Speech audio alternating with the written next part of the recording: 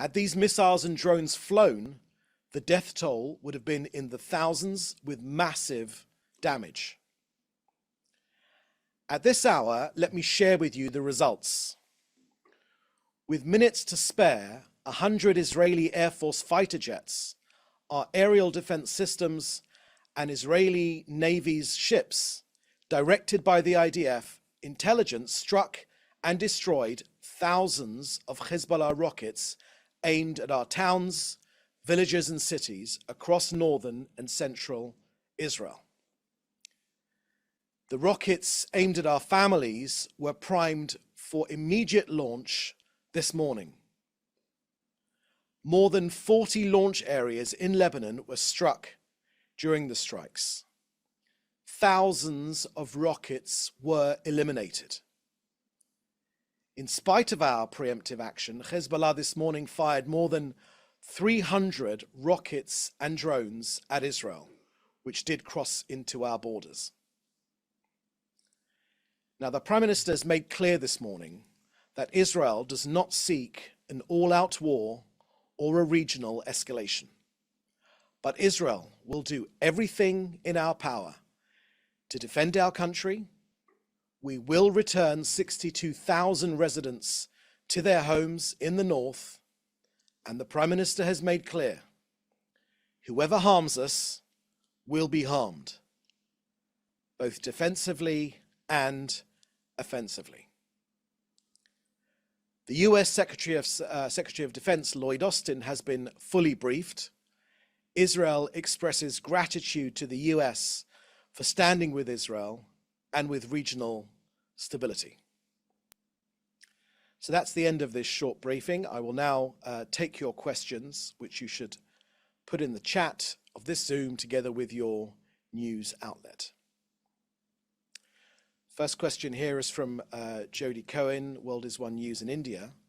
Hezbollah has suggested they have concluded their attacks on Israel today. Does Israel believe Hezbollah's fire will resume tomorrow? And what is being done to deter the Houthis from their promised attack as well as Iran's? Thank you very much for that question, Jody. Let me make this clear. Israel is prepared for any threat, both defensively and offensively.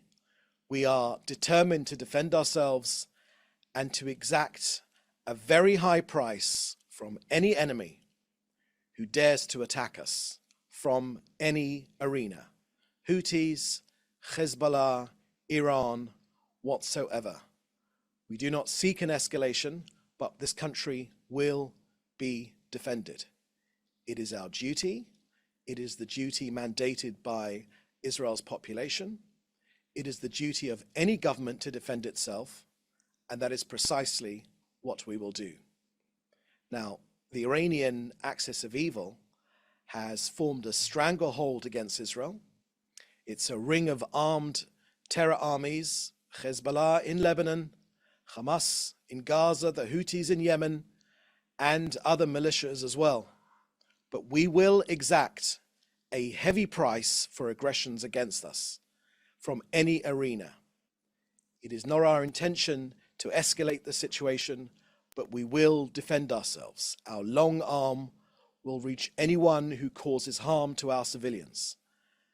And the elimination of the commanders of the military wings of both Hamas and Hezbollah, the destruction of these rockets aimed to fire at our people imminently this morning, imminently, sends a very clear message to anyone that threatens this country. Now, in common with the Prime Minister and all Israelis, and all of our security services here, we remain on extremely high alert. The government expresses its appreciation and thanks to our allies for standing united with us in the face of these hate-filled threats of this Iranian regime and its terrorist proxies. And of course, in particular, the government expresses its gratitude to President Biden and the American leadership for their steadfast commitment in words and deeds to the safety and security of our country. Now, much of the international community stands together to curb the dangerous ambitions of Iran, which states its intentions very clearly to destroy this country, and they threaten both regional stability and the free world. Next question here is from Hannah Julian from the Jewish Press. The IDF has said that some rockets and drones managed to get through during this morning's attack. Can you share with us what damage was and whether anyone was hurt? Thank you very much for that question, Hannah.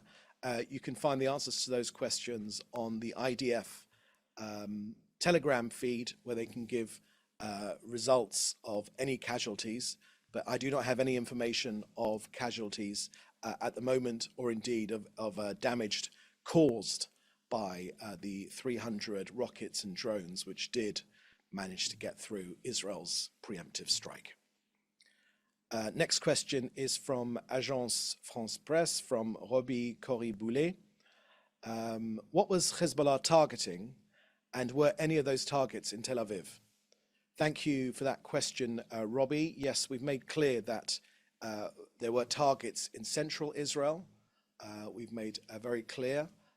That was why together we worked extremely hard to ensure that these rockets and drones could not get through.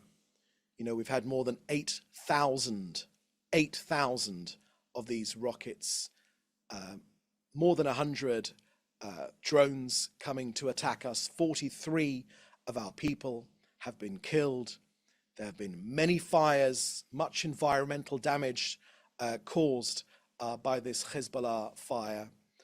Israel does not seek an escalation, but we will defend ourselves. United Nations resolutions are extremely clear, crystal clear actually, on the actions of Lebanon, or the inactions rather, I should say, because Lebanon and the Hezbollah terrorist organization, which operates under the guidance of Iran, are responsible for this escalation of the security situation in our north. It's in violation of international law, of UN Security Council resolutions 1559 and 1701.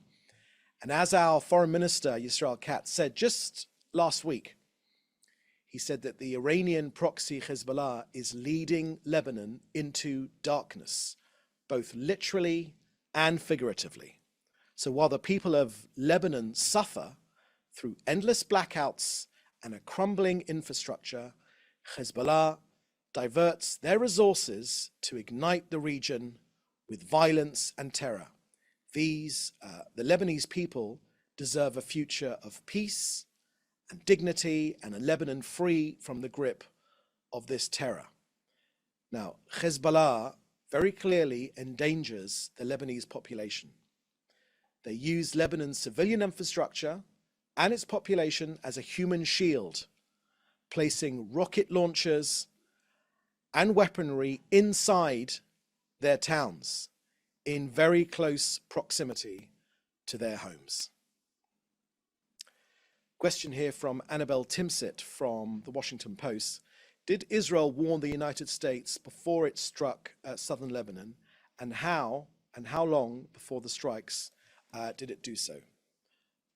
Thank you for that question, Annabelle. We're working extremely closely with our US allies. I've made that clear in that briefing. It is in US interests as well as Israeli interests to restore stability in this region. Both our countries know, and many other democracies understand, that Iran is trying to destabilize this region. They're only after us as a stopgap. We're only the first step on their journey to destroy your countries, US, UK, other countries in Europe. They despise democracies. They despise freedom. They despise liberal democracies. They're going after us, but only on the way to get over to you in the Western world. So we are working side by side, united with our American allies. It's a partnership which is extremely important to this country. It's important to the US as well, because we share so many of the same values, but also the same enemies as well.